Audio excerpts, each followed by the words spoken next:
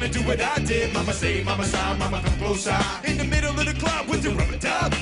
윌이 인생에서 가장 죄책감을 느끼는 일 중 하나가 아버지에게 폭행당했던 어머니를 지켜주지 못한 것이었다고 합니다.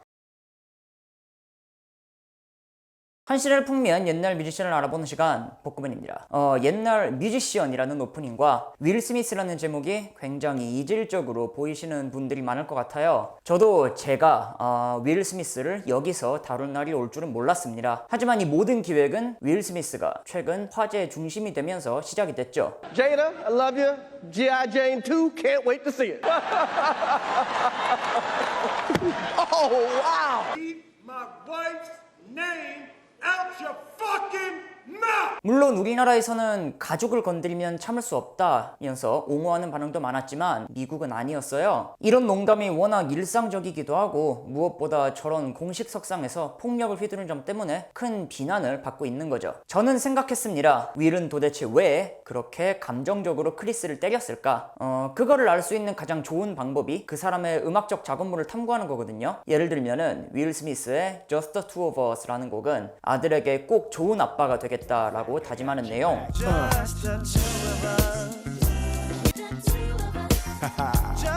사실 윌은 시작이 플래시 프린스라는 힙합 가수였고 가수로서도 수많은 히트곡과 족적을 남긴 멀티 엔터테이너였어요. 그래서 윌의 인생 이야기를 노래와 함께 알아볼 생각을 했습니다. 이번 특집에서는 가수 윌 스미스 그리고 윌의 심리가 그때 어땠을지를 한번 인생 굴곡과 함께 알아보도록 할게요. 그리고 이 자료 조사에 상당 부분 도움을 준 게 올해 1월에 나온 윌 스미스 자서전인데 이 책도 구독자 10분 선정해서 드리기로 했으니까 이벤트 내용은 영상의 마지막 부분 참고해 주세요. 자, 윌 스미스의 올해 나이가 한국 나이로 55이거든요. 1986년에 데뷔 싱글을 냈고 이제 데뷔 36년 차에 접어들었는데 지난 세월 쌓아온 이미지는 유머러스하면서도 구설수 하나 없던 엔터테이너. 인종과 성별, 나이대를 불문하고 모든 대중들에게서 사랑을 받았죠. 그럴 수 있었던 배경이 뭘까요? 자, 일단 본인부터 다양한 사람들의 다양한 면모를 보면서 자라왔어요. 윌은 얘기하거든요. 나는 중산층 교육을 받았고 흑인 문화와 백인 문화권을 오가면서 자랐다. 흑인 거리에서 흑인 교회를 다녔지만 막상 학교에서는 자기가 딱 3명 있는 흑인 중에 1명이었다고. 또한 가정적으로도 장단이 극명하게 갈리는 유년 시절을 보내면서 점차 입체적인 윌 스미스가 되죠. 이 자서전의 한 단락을 봅시다. 아버지는 내 인생의 가장 큰 축복 중 하나였고 동시에 가장 큰 고통의 원천이기도 했다. 자, 한 번 시작하면 끝을 보고 완벽주의적인 집념을 보여주면서 결국 가족을 중산층까지 끌어올린 아버지였죠. 하지만 반대로 심심하면 폭력을 행사하면서 이 가족을 나락에 빠뜨리기도 했어요. 윌이 인생에서 가장 죄책감을 느끼는 일 중 하나가 아버지에게 폭행당했던 어머니를 지켜주지 못한 것이었다고 합니다. That was the only time in my life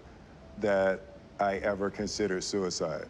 Because it was all my failure in my mind. The whole idea of me thinking of myself as a coward was new for her. You know? 어머니는 거의 20년을 아버지와 별거하면서 살다가 98년쯤이 되어서야 이 혼서류에 도장을 찍죠. 이런 죄책감은 성인이 되어서도 윌을 괴롭게 하는 하나의 요인이 되고요. 이 사이에서 윌의 중심을 잡아준 게 바로 유머와 공연인 거예요. 일단 유머를 보면 윌이 말한 바로는 웃긴 사람이 되면 인종이 없어진다 라고. 그 모든 차별과 혐오 그리고 폭력을 없애는 거는 바로 웃음이잖아요. 백인들은 차별을 하지 않고 아버지는 가족을 때리지 않죠. 또한 윌에게 공연은 나약한 자신을 숨기는 동시에 사랑받을 수 있던 수단이었다고 합니다. 이 나중에 나오는 윌 스미스의 음악들을 보시면은 NWA보다는 MC 해머에 더 가깝잖아요. 즉 모두가 쉽게 즐길 수 있는 음악이었다는 거예요. AK-47 is a tool. Don't make me act a motherfucking fool. Stop.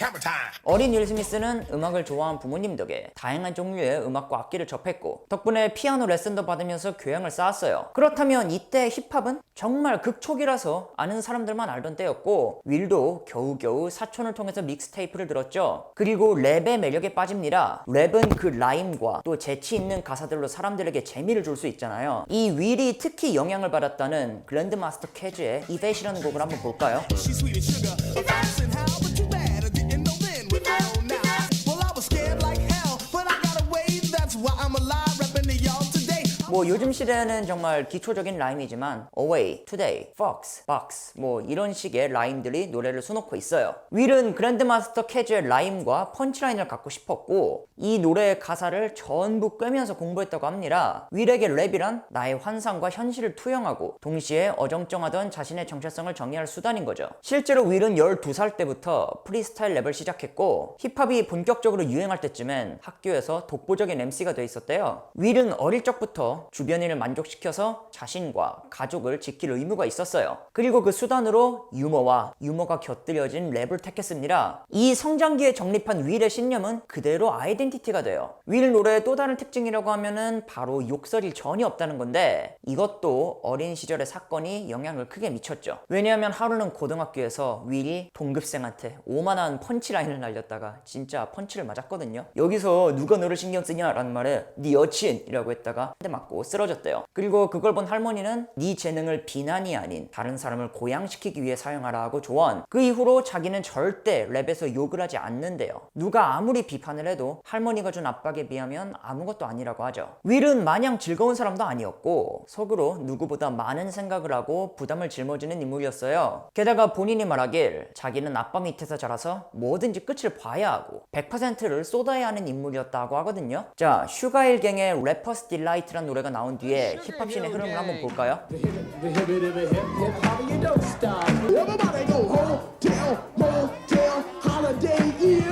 힙합이 조금씩 유행이 되고 친구들도 힙합을 알게 되는 이때 윌은 제대로 크루에 들어가서 랩을 하려고 했는데 이 동료들은 다 빡겜 모드가 아니고 즐겜 모드인 거예요. 윌은 서로 n분의 1에서 장비로 사고 믹스테이프도 만들고 싶은데 동료들은 그냥 하면 하고 말면 마는 거지 이런 마인드니까 속이 터지는 겁니다. 그러니까 싸우기도 많이 싸우고 나중에는 동료들이 자기를 무시하니까 함께 산 드럼머신을 부숴버리고 팀을 나오죠. 이런 윌 스미스의 엄격한 기준을 충족한 동료는 바로 DJ 재지 제프. 윌이 플래시 프린스로 데뷔할 때 데뷔했던 듀오 이름이 DJ 재지 제프 앤 더 플래시 프린스였잖아요. DJ 재지 제프는 하루 종일 음악 말고 다른 거는 손에도 안 댔대요. 그러니까 윌과 잘 맞았던 거고 파트너를 이룬 거고요. Was like, man, you see how hard Mike's punching? Come on, Jeff, the other guy was just launching. What up, Jeff?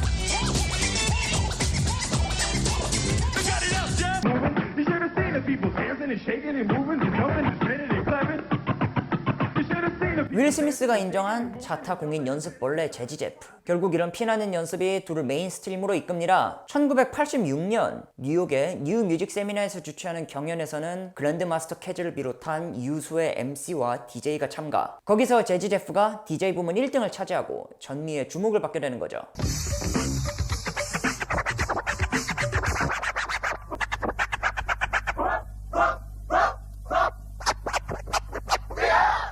그리고 윌은 마침내 기회가 온 걸 깨닫고 대학 대신 힙합에 내 한 몸 던질라 결심. 마침내 음반 계약을 맺어요. 1987년 윌은 DJ 재지 제프 앤 플래시 프린스로 데뷔를 합니다. No boys don't mean to bust your bubble, but girls of the world ain't nothing but trouble. Why me? Why me? What's next? It's now these girls, man. Well, you know how it is. man, it's just one of those days.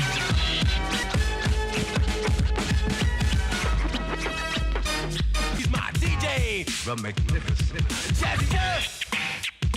이 플래시 프린스라는 랩네임은 이 80년대에 유행하는 표현이었던 플래시에 학교 선생님이 자신을 부르는 호칭 왕자님을 합쳐서 나온 거예요. 그 이름과 앨범 커버만 보셔도 좀 진지한 노래는 안 할 것 같지 않습니까? 앨범 커버 보시면은 자 앨범 이름이 락 더 하우스라고 재지 제프가 진 모형을 들고 흔들고 있어요. 그리고 둘의 데뷔곡인 Girls Ain't Nothing But Trouble 같은 경우만 봐도 노래 가사가 여자랑 한번 잘해보려다가 모함을 당하고 남친한테 걸리고 런 DMC 콘서트를 못 가는 내용. 당시 비스티 보이즈와 LL 쿨 J 등을 배출한 데프잼 레코드의 공동 설립자 러셀 시몬스가 이 듀오를 보고 무슨 생각을 했느냐 하면 야 얘는 뭐 래퍼라는 애가 지 처맞는 걸 가사로 쓰지? 와 신박한데? 야 내가 너네 매니지먼트 해줄게 이런 거. 실제로 러셀이 힙합을 경계하던 방송국 등지의 장벽을 뚫기 위해서 제일 먼저 내세운 게 재지 제프와 플래시 프린스였다고 합니다. 윌과 제프는 이 집에서 힙합 역사상 최초의 더블 앨범을 시도하고 이 2집은 빌보드 4위까지 올라가면서 대성공을 거둬요. Parents all the same, no matter time, no place. They don't understand that us kids are gonna make. There's no need to argue. Parents just don't understand. Yo, let me talk to you. Let me have a word with you. If you're doing something else, I hope I'm not disturbing you.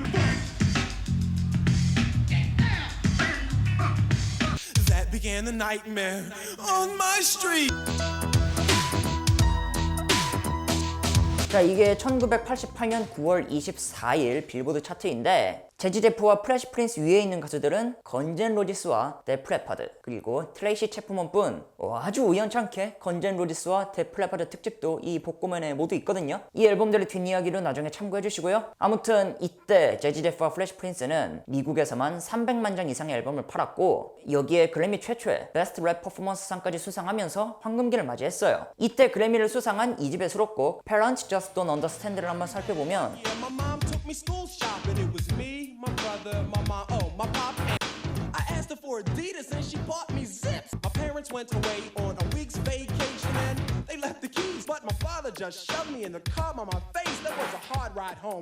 재즈 제프는 얘기하거든요. 이 노래의 성공 비결은 공감대 형성에 있었다고 힙합 바깥으로도 사람들의 공감대를 이끌어낼 수 있어서 성공한 것 같다고 해요. 사실 이 내용 자체가 애들이 한 번쯤 겪어볼 만한 일들이잖아요. 그리고 또 얘기하는 게 윌은 컨셉 잡는 게 어렵지 컨셉을 잡기만 하면 15분 안에 가사를 써낸다고. 오랜 기간 가사를 써온 윌의 경험이 여기서 빛을 발하는 거였죠. 실제로 이 가사의 상당 부분도 윌의 실화에서 따온 거래요. 그리고 이거는 제 개인적인 감상입니다만 가사 자체도 상당히 정석적이고 쉬운 단어들로 구성이 되어 있거든요. 당연히 욕도 없고 전체 관람가가 무엇인지 확실히 보여줍니다. 이 뮤비에서 윌이 열연하는 거를 보고 한 출연자는 저 사람 연기하면 에디 머피보다 뜰 것 같다 라는 말도 했다는데 그거는 조금 나중의 일. 윌은 이후로 지독한 성장통을 겪죠. 바쁜 스케줄 가운데서 여자친구가 바람을 피고 그게 자기 탓이라고 여기면서 계속 자책을 해요. 윌의 가치관은 이런 건데 내가 내 여자를 지켜주지 못했기 때문에 이런 일이 생긴 거라고. 실제로 자기 자존감의 모든 근거는 근본적으로 내 여자가 행복한지에 달려 있었다라는 얘기도 했습니다. 그래서 멘탈이 터진 윌은 그냥 막 나갔어요. 쓸데없이 비싼 자동차를 수집하고 오토바이로 사고 그럼에도 불구하고 허한 마음은 달래지지가 않았다고. 당연히 3집은 망가지고 이 3집은 2집에 비하면 상당히 하락한 차트 성적을 기록해요. Y'all ready to get this thing started in the place? Was like, man, you see how hard Mike's punching? Come on, Jeff, the other guy was just launching. I've been training to beat Mike, Jeff. What you think?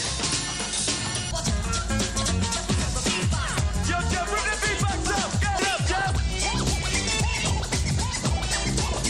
Got it up, Jeff. 윌 또한 이 앨범이 시작부터 잘못되었다라고 얘기를 합니다. 그러니까 윌의 내면 깊숙한 곳에는 항상 무언의 압박감이 가슴을 짓누르고 있던 거예요. 내가 지켜줘야 한다라는 그런 압박감. 어릴 때는 어머니를 비롯한 가족이었고 커서는 여자친구였죠. 일이 잘못되면은 그거는 무조건 내 잘못입니다. 그런 죄책감으로 윌은 계속 무너져가요. 이 편에서 계속 말씀드리겠지만은 사실 윌은 음악으로만 재기하려 했으면 절대 지금의 위치까지는 못 왔을 거거든요. 빚더미에 앉고 위기에 빠진 윌 스미스를 구원하는 게 바로 연기였는데 하루는 퀸시 존스가 윌을 눈여겨보고 연기 제안을 하는 거죠. 이 퀸시 존스가 누구냐고요? 바로 마이클 잭슨과 함께 스릴러를 만든 사람이었습니다.